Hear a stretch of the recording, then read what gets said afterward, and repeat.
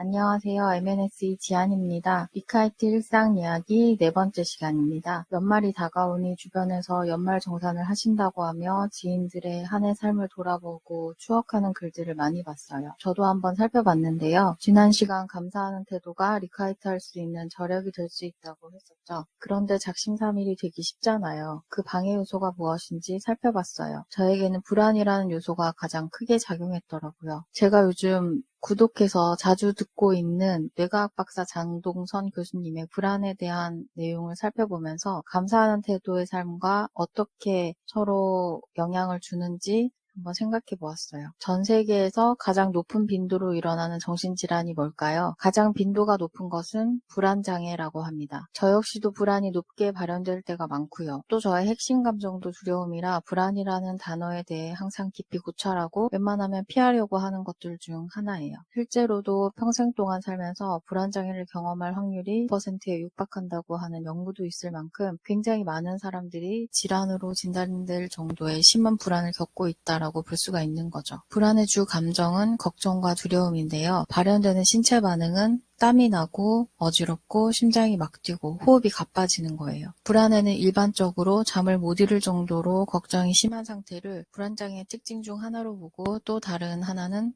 공포입니다. 고소공포증, 광장공포증, 벌레공포증, 공포증도 불안장애의 일부고요. 또 연예인들이 많이 걸리기도 하는 공황장애도 불안장애 안에 포함된다고 해요. 그렇다면 불안할 때 뇌에서 일어나는 일을 살펴보겠습니다. 크게 두 가지의 서로 다른 발동 메커니즘이 있다고 하는데요. 편도체를 통하는 통로가 있고 다른 하나는 전두엽 쪽에 있는 대뇌피질을 통하는 통로가 있다고 해요. 편도체 불안은 즉각적인 반응이 나오는 종류의 불안인데요. 예를 들면 등산을 할 때 올라가고 있을 때 맞은편 사람과 부딪혀서 넘어질 뻔할 경우가 생기기도 하죠. 그때 아씨 떨어질 뻔했잖아 이러면서 이야기를 할 때 화도 나고 또 두려움도 생기고 또 안도의 한숨도 쉬는 등 여러 가지 반응들이 바로 나오는 이런 즉각적인 반응들에 대한 불안은 편도체 불안이라고 한다면요. 빨래를 널고 왔는데 강수 확률은 낮지만 날씨가 흐려져서 집을 가야 할지 말아야 할지 또 문을 제대로 닫고 나온 건지 등 실제로 지금 당장 불안한 일이 눈앞에는 없는데 불안할 이유들이 갑자기 떠오르는 거죠. 이런 상황이 대뇌피질 불안의 대표적인 증상인 겁니다. 더 나아가서는 패턴화될 수도 있는데요. 안 좋은 경험 때문에 두려움이 생겨버리는 겁니다. 그러면 두려움 때문에 비슷한 상황을 뇌가 점점 더 예측하게 되는 거죠. 예를 들어 말실수 때문에 곤욕을 당한 경우 같은 상황을 맞이하고 싶지 않아서 웬만하면 문서로 전달을 하거나 문자로 전달을 하여 말수를 줄이게 되고 그럴수록 더욱더 말을 하지 않고 회피하게 되는 경우죠. 어쩔 수 없이 우린 소통을 해야 되니 말을 하는 상황이 많을 텐데 이런 상황들이 두려워서 회피하다 보면 더 못할 가능성이 많아지죠. 예전의 실수의 경험들이 나를 울감해서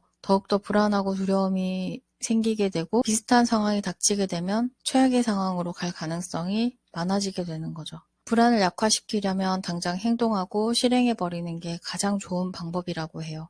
당장 행동하지 않고 망설이거나 회피하게 되면 불안장애는 점점 더 심해진다고 합니다.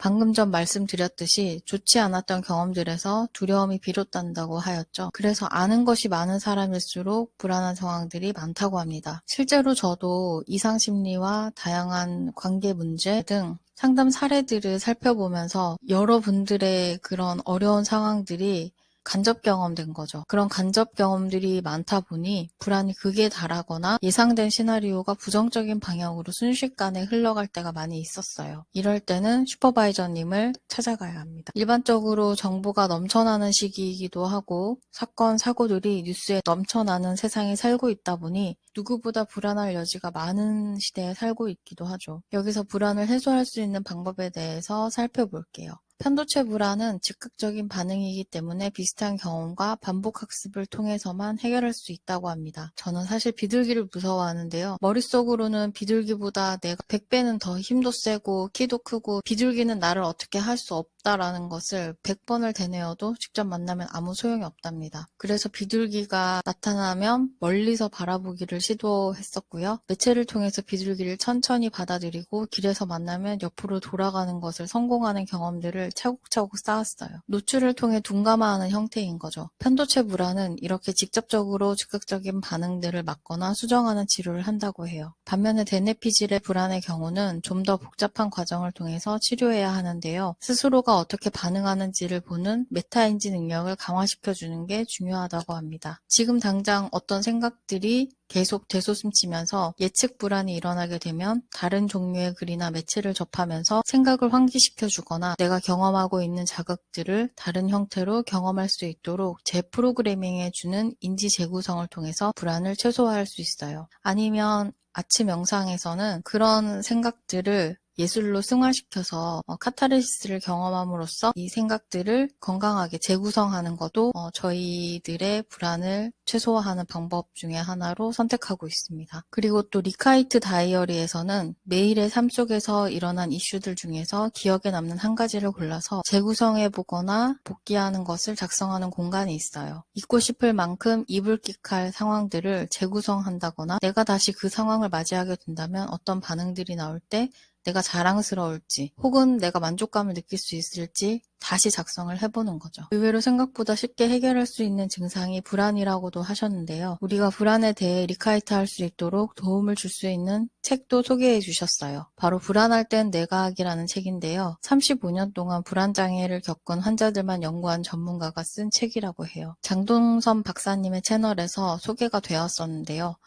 저도 이 책의 친절한 설명들을 통해서 도움을 많이 받았던 기억이 있습니다. 우리들의 뇌에서 일어나는 지각과 반응을 이해함으로써 불안에서 빠져나가셨으면 좋겠습니다. 그리고 무엇보다 중요한 것은 편도체 불안인지 혹은 대뇌피질 불안인지를 파악하셨다면 재구성하셔서 트라우마로 남지 않도록 조율하는 것과 이렇게 불안에 대한 대처법을 알게 된 것을 감사하는 태도도 중요한 것 같습니다. 그리고 매일 감사를 실천해 나가는 것 아주 중요한 리카이트 요소입니다. 저의 오늘의 감사는 존경하는 학자님들이 참 많았었는데요. 특별히 23년에는 최재천 교수님과 김주환 교수님, 장동선 교수님, 김경일 교수님께 많은 가르침을 받았던 해였어요. 저도 리카이트 모델을 꾸준히 연구 개발해서 박사님들처럼 세상에 선한 영향력을 끼치고 싶습니다. 제가 깨닫고 실행할 수 있도록 구성된 환경들과 또 만나는 모든 분들께 다시 한 번 더 깊이 감사드리며 유튜브에서 이렇게 만날 수 있는 구독자분들께도 감사한 마음이 듭니다. 저희 실패를 두려워하지 말고 도전하는 정신, 리카이트 일상 이야기에 감사와 불안에 대한 이야기를 나눠주셔도 좋을 것 같습니다. 그리고 여러분들의 좋아요와 댓글, 구독, 알림 설정은 저를 힘나게 하는 거 아시죠?